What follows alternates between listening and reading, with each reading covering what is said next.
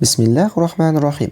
Assalomu alaykum hurmatli o'quvchilar. Bugun sizlar bilan Ustoz ko'makchi metodik markazi tomonidan ishlab chiqilgan 4 qismdan iborat 2-sinf matematika kitobining 4-qismidan 5-mavzu 53-darsimizni boshlaymiz.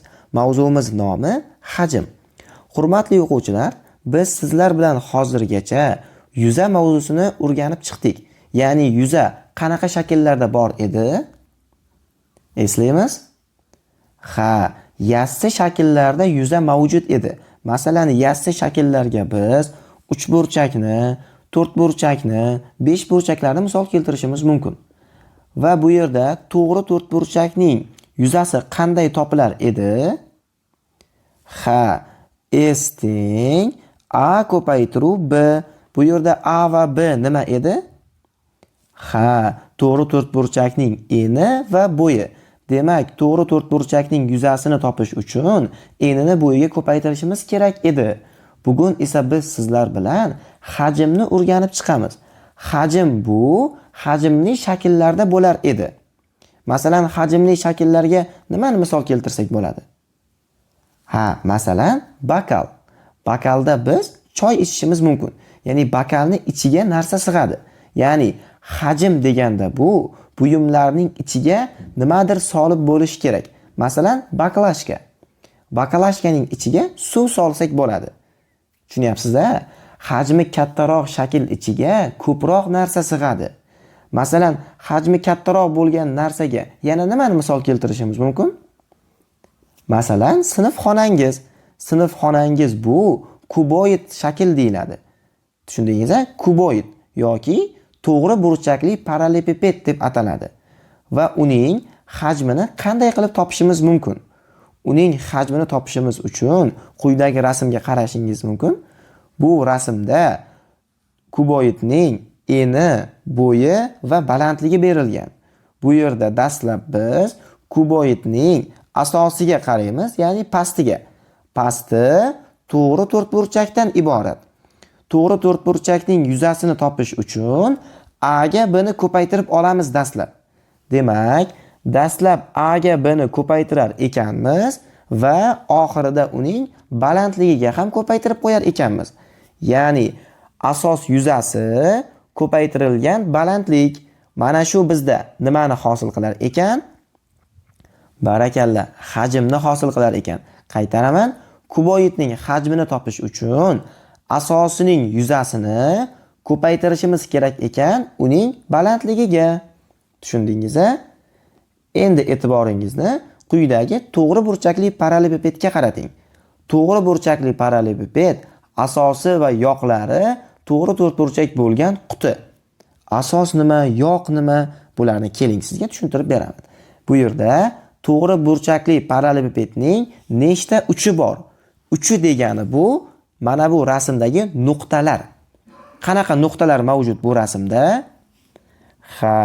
A nuqta, B nuqta, S nuqta, D nuqta, M nuqta, N nuqta, F nuqta va G nuqta. Mana shu nuqtalarimiz bu to'g'ri burchakli parallelepipedning uchi hisoblanar ekan. Demak, to'g'ri burchakli parallelepipedda nechta uch bor ekan? Barakalla, 8 ta uch bor ekan. Endi siz bilan kuboidning qirralari haqida gaplashamiz. Qirra o'zi nima ekan? Qirra bu mana shu kuboiddagi barcha kesmalar. Demak, rasmga diqqat bilan qaraydigan bo'lsangiz, qanaqa kesmalar mavjud? Mana A B kesma mavjud va yana A S kesma bor, B D kesma bor, S D kesma bor, M A kesma bor va N B kesma bor va yana qaysi? M N kesmamiz bor. Undan keyingisi F G kesmamiz bor, M F kesmamiz bor va N G kesmamiz bor. Undan keyin yana qaysi qoldi hurmatli o'quvchilar? Barakalla, F S kesmamiz bor va G D kesmamiz bor. Nechta kesma hosil bo'ldi bizda? Barakalla, 12 ta qirra hosil bo'ldi. Demak, kuboidda 12 ta qirra mavjud ekan. Endi e'tiboringizni keyingi ma'lumotga qarating. Bu ma'lumotimiz yoqlar haqida. Demak, kuboidning nechta yoqi bor ekan?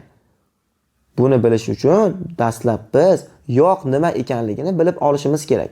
Yoq bu kuboiddagi barcha to'g'ri to'rtburchaklar. Qaytaraman. Yoq bu kuboiddagi barcha to'rtburchaklar. Demak, bu yerda nechta to'rtburchak bor? Sanab chiqamiz, ketdik. A, B, C, D mana yon tarafida bor bitta to'rtburchak, tepasida bor mana A, B, N, M. Ko'ryapsizlar? Tepasida bor va yana M, N, G, F. Ko'rdinglar? Demak, yon tarafida ham bor, pastida ham bor, oldi tarafida va orqa tarafida. Jami nechta ekan? Barakalla, 6 ta ekan. Demak, kuboidning yoqlari 6 ta ekan. Va bizda pastidagi to'rtburchagimiz, ya'ni pastdagi to'g'ri to'rtburchak F, G, D, S bu asosi deyiladi. Ya'ni bu ham yoq aslida, faqat uni biz pasti bo'lgani uchun asos deb atar ekanmiz. Ya'ni pastki asos. Bu pastki asos qaysi to'g'ri to'rtburchak? Barakalla, F, G, D, S to'rtburchak. Bu parallelipipedning pastki asosi deyiladi. Tushundingiz-a? Endi e'tiboringizni kub haqidagi ma'lumotlarga qarating. Kub bu hamma yoqlari va qirralari teng bo'lgan parallelipiped. Ya'ni kubning hamma qirrasi va yoqlari bir-biriga o'zaro teng bo'ladi. Endi uning hajmini qanday qilib topamiz? Kuboid shakllarning hajmini topish uchun dastlab asosining yuzasini topib olamiz, so'ngra esa balandligiga ko'paytirib qo'yamiz. Endi buning hamma tomonlari 1 sm dan bo'lsa, uning hajmi qanday topiladi? Dastlab enini bo'yiga ko'paytiramiz yuzasini topish uchun. Mana 1 sm ko'paytiruv 1 sm. Endi esa balandligiga ko'paytirib olamiz. Balandligi ham 1 sm ga teng. Uning hajmi shunda 1 sm kubga teng bo'ladi. Mana santimetr tepasiga kichik 3 raqamni yozib qo'yamiz. Bu hajmni anglatadi. Agar kubning tomoni 1 detsimetrdan bo'lsa, uning hajmi qanday topiladi? Barakalla, 1 detsimetr ko'paytiruv 1 detsimetr ko'paytiruv 1 detsimetr. Demak, uning hajmi shunda 1 detsimetr kub bo'lib qolar ekan. Ya'ni kubni mana detsimetrning tepasiga kichik 3 harfini yozib qo'yamiz. Bu hajmning birligi hisoblanadi. Agar kubning tomonlari 1 metrdan bo'lsa, uning hajmi 1 metr ko'paytiruv 1 metr ko'paytiruv 1 metr shaklida topiladi. Demak, javobimiz 1 metr kub bo'ladi. Tushundingiz-a? Mana shu o'rgangan ma'lumotlarimizga ko'ra ba'zi bir misollarni ishlab ko'ramiz. Masalan, birinchi misol shartida aytilyaptiki, to'g'ri burchakli parallelipiped bo'yicha to'g'ri javoblarni belgilang. Bizda mana A, B, K, L nuqtalar kuboidning nimasi? Demak, nuqtalar bizda kuboidning uchi hisoblanar edi. Demak, bu yerdagi A, B, K, L nuqtalar kuboidning uchlari hisoblanadi. Va keyingi misolimiz parallelipipedning pastki asosi. Demak, bu yerda parallelipipedning pastki asosi qaysi to'rtburchak? Barakalla, D, M, N, S. Mana shu to'rtburchagimiz parallelipipedning pastki asosi hisoblanadi. Tushundingiz-a? Endi e'tiboringizni ikkinchi misolga qarating.